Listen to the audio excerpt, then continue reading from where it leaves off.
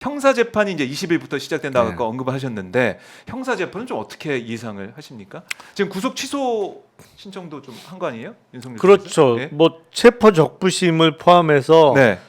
평소에는 정말 안 쓰이는 형사 절차를 다 활용을 하고 있는데 문제는 법적인 그 다툼에서 다 패했잖아요. 뭐 체포 적부심을 포함해서 뭐 이것저것 다 했는데 안 됐단 말이죠. 안 됐죠.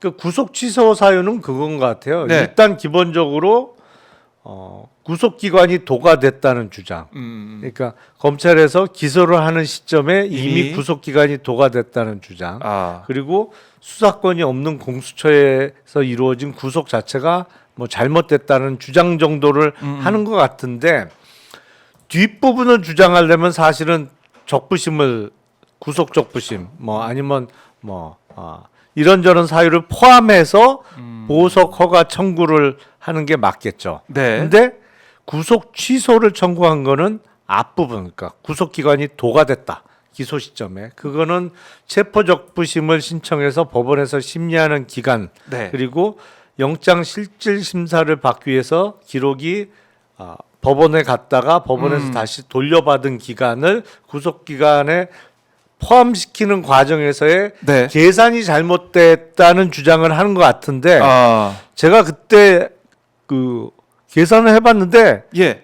하루 정도의 여유가 있었어요. 기소되는 시점에서. 맞아요. 예. 그때 우리 계산을 막 했었던 예. 기억이 납니다. 그래서 왜 구속 취소를 저게 받아들여지지 않을 것 같은데 왜 할까? 왜 무리한 주장을 하나? 그냥 그냥 추측을 해보면 이 주말도 다가오고 하니 네. 광장에 모인 또 윤석열 지지 시위자들을 통해서 뭘 외쳐야 되는 구호가 필요한 거 아닌가? 그 용도로 구속 취소하라 뭐. 네, 뭐 요구할 게 또 있어야 되고 네. 구호 외칠 건덕지가 좀 있어야 되니까 그렇게 좀 할 수가 있을 것 같다. 왜냐면 뜬금없어요. 구속 취소는 약간. 구속 기소, 구속 취소는 취소는. 뜬금없다, 뜬금포다. 그래요. 자, 지금 뭐 속보가 헌재에 지금 증언들 나오면서 속보가 들어오고 있는데 김현태 특수임무단장 707 특전사령관 명령 받아서 국회 봉쇄하라고 지시했다. 뭐 이런 얘기를 하고 있고, 뭐 이게 이제 명령에 따라서 자기는 했다. 이런 얘기를 하고 있는 상황입니다. 이제 뭐 곽종군은 뭐 이제 비아폰 윤석열 지시 받아서 했다. 뭐 이렇게 또 얘기를 할 것 같은데 이런 식으로 얘기를 하고 있고, 자 그리고 비상계엄도 대통령 뭐 당화 발표 보고 알았다 이런 얘기를 하면서. 그리고 또 이런 얘기도 하네요. 국회의원 150명 넘으면 안 된다는 의미 몰랐다. 이런 얘기를 하면서 증언을 좀 하고 있는 것 같은데 김현태 단장 입장에서는 지난번에 본인이 직접 기자회견하면서 눈물의 기자회견도 하기도 했었고 그랬는데 모르겠습니다. 오늘 어떻게 증언을 하면서 정리할지 모르겠지만 자신은 명령에 따라서 뭐 복종했다 뭐 그런 식의 얘기를 좀 할 것 같아요. 그런 취지겠죠. 네, 예. 군인들은 그런 식의 얘기를 할 수밖에 없을 것 같다라는 생각이 들고 한번 저희 속보 들어온 것들 계속 지켜보도록 하겠습니다. 지켜보도록 하겠고, 자 구속 취소 그러면 이거 받아들일 가능성은 어떻게 보세요? 제가 보기엔 없다. 네. 거의. 보석 허가 청구를 해도 네. 뭐 사실상 불가능합니다만 그거보다도 확률적으로는 훨씬 더 떨어지는 것 같아요.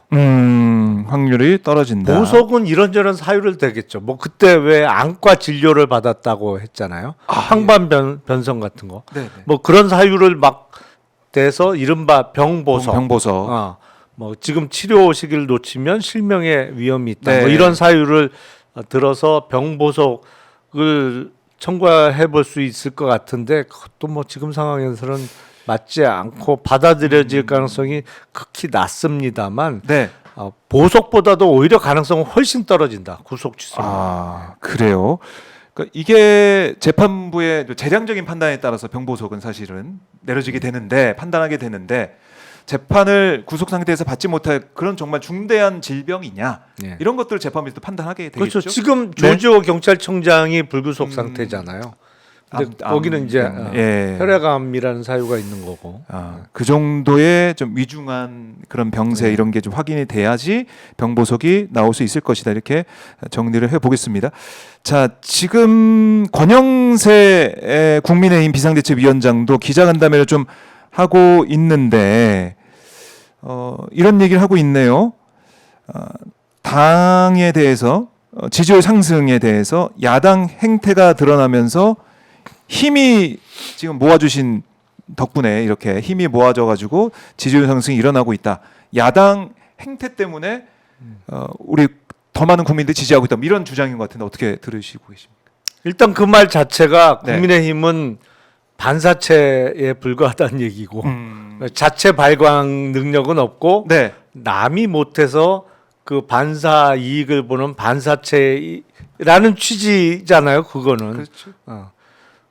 뭐 그리고 그게 과연 맞나? 물론 많은 국민들은 이미 대선 국면으로 가 있어요. 가 있다. 예. 그러다 보니 보수가 사실은 구구가 뭉치고. 그렇죠. 왜냐하면 이미 대선 판이라고 네. 생각을 하기 때문에 대선에서 뭐 야당 후보가 되기를 바라느냐 아니면 바라지 않느냐라는 심리가 여론조사에 미리 반영되는 측면이 분명히 있습니다. 네. 왜냐하면 이게 8년 전에 우리가 해봤거든 탄핵을. 해봤죠. 8년 전에 탄핵되면 어떻게 네. 진행되는지를 또렷하게 기억하고 있는 그 효과인 것이죠. 네. 근데 문제는 그 국민의힘이 지금 여론조사 결과에서 상승세를 보이고 있는 지지율에 그 착각을 하면 안 되는 건데 왜냐하면 분명히 위기 의식에 의한 이른바 결집 효과가 있거든요. 왜냐하면 본인에 대한 정치 성향에 대해서 보수라고 응답하는 지지율 그 응답자의 비율이 훨씬 높아요. 평소보다. 열심히 전화 받고 있다는 거예요. 네. 그 얘기는. 그리고 전체적인 응답률도 높아요. 네. 응답률 자체도 보통은 전화 면접원 조사의 응답률이 10%를 조금 넘는 수준이 보통인데 지금 그러니까요. 20% 왔다 갔다 한단 말이에요. 그러니까 네. 훨씬 전화를 꼭 받아서 끝까지 대답하는 사람들의 비율이 예. 평소보다 거의 2배 가까이 올라갔다는 얘기인데 올라갔다. 그런 걸 이제 우리가 결집 효과라고 그렇죠. 부르는 거죠. 결국에 저는 그 선거 결과를 좌지우지하는 건 더군다나 네. 대선과 같은 단일 선거구에서는 예. 역시 스윙 보터들의 어떤 표를 던지느냐 그거라고 봅니다. 근데 그것만 보면 국힘은 지금 어려워요. 근데 그거는 안 보는 것 같아요. 그건 안 본다. 아니 이번에 그 설 연휴 전에 앞두고 서울역 가서 국민의힘이 좀 느끼지 않았을까 싶기도 한데 뭐가 진짠지 모르겠습니다. 근데 오늘 기자간담회에서 권영세 비대위원장이 이렇게 좀 얘기를 하고 있고 또 윤석열 피청구인을 국민의힘에서는 제일 먼저 찾아간 게 지도부 아닙니까? 그러니까. 지도부. 그러니까 윤상현 의원도 아니고 김민전 의원도 아닌 제일 먼저 찾아간 것은 지도부였다. 이것도 의미한 바가 크지 않아요? 그러니까 개인적으로 뭐 친구라서 갔다, 서울법대 뭐 선후배라서 갔다. 이거는 이유가 안 될 것 같은 제가 봤을 때는. 그러니까 이른바 인간전 도리를 얘기하면서 면회를 갔는데 네. 그 인간적인 어떤 도리 때문이라면 네. 지금처럼 시끄러울 때 말고 뭐 탄핵도 되고 네. 뭐 형사재판에서 뭐 30년이나 무기 정도 선고 받아서 네. 아유 윤석열 끝났어. 아. 그리고 아무도 안 찾아갈 때, 아무도 면회 가려고 하는 사람이 없을 때, 뭐 예를 들어서 새로운 대통령도 뽑히고, 뭐 그래서 아예 잊혀졌어. 그런 사람이 있었나? 뭐 가물가물해질 때, 뭐 이럴 때 찾아가는 거죠. 인간적인 도리를 하면. 그렇네요. 아무도 안 찾아올 때 그때 영치금도 좀 넣어주고 뭐 물론 돈은 있겠습니다만 그게 인간적인 의리지. 지금은 그거 누가 봐도 지도부가 같이 더군다나 나경원 의원까지 같이 해서 갔다 오면 누가 봐도 진짜. 그거는 정치 행위죠. 네. 그러니까 누가 봐도 투톱이 그야말로 쌍권총이 가서 그러니까. 만나고 왔다는 것은 국민의힘이 윤석열과 계속해서 함께 가겠다는 것을 누가 보더라도 다 볼 수가 있는데 지금 갈 때인가? 내일은 윤상현, 김민전 두 의원이 또 가겠더라고요. 아니 근데 또 이게 페어링 되는 것도 보면 예. 참 재밌어요. 재밌어요. 그래서 이렇게 좀 가고 있고, 자 지금 속보가 좀 들어왔는데요. 국회 투입 그 지휘했던 김현태 단장 같은 경우는 국회 단전 지시가 있었다 또 이런 또 증언을 내놓고 있습니다. 일단 국회를 무력화시키기 위한 그러니까 국헌 문란 이 상황이 지시가 있었다라는 확인되는 거예요. 이거는 그렇죠. 이런 게 중요한 거 아니겠습니까? 그럼요. 네. 그러면 비상계엄 이후에 이제 비상 입법기구 그 내용이 문건이 정말 있었는지. 왜냐하면 그건 국회에 없어버리고 그렇죠. 완전히 네. 헌법을 문란하게 하고 이렇게 한다는 거니까. 그리고 정말 끌어내라는 지시가 있었는지 이런 것들 국회는 끌어내는 지시가 있었는지 이게 중요한 키포인트. 근데 오늘 김현태 증언에 따르면 국회 단전 지시가 있었다 이런 얘기가 좀 나오고 있는 상황입니다.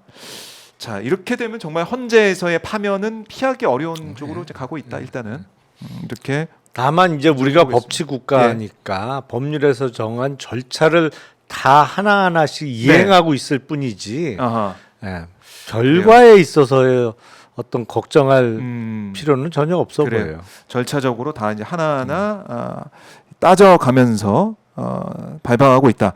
그럼 국민의힘은 지금 그러면은 모르겠습니다. 대선 가려면은 극우랑 이렇게 같이 가고 이러면은 중도표는 또 못 얻을 텐데 일단은 그렇죠. 이렇게 가다가 그 뭔가 또 입장을 바꿔서 할 건가요? 뭐 어떻게 봐야 됩니까? 뭐 입장을 바꿀 가능성이 있죠. 네. 저는 그 가능성이 훨씬 높다고 생각합니다. 나중에는 네. 조기 대선 시작되면은 근데 그거는 지금의 당 지도부가 아닌 네. 경선을 통해 확정된 대선 후보가 하겠죠. 그렇게 대선 후보가 어떤 메시지를 내면서 차별화. 이제, 절연을 하기 시작할 텐데 네. 일단은 경선 때까지는 어정쩡한 태도가 주류를 이룰 것 같아요. 일단은 네. 이 파면 결정 전이나 이러기 전까지는 이렇게 스탠스를 유지할 것이다.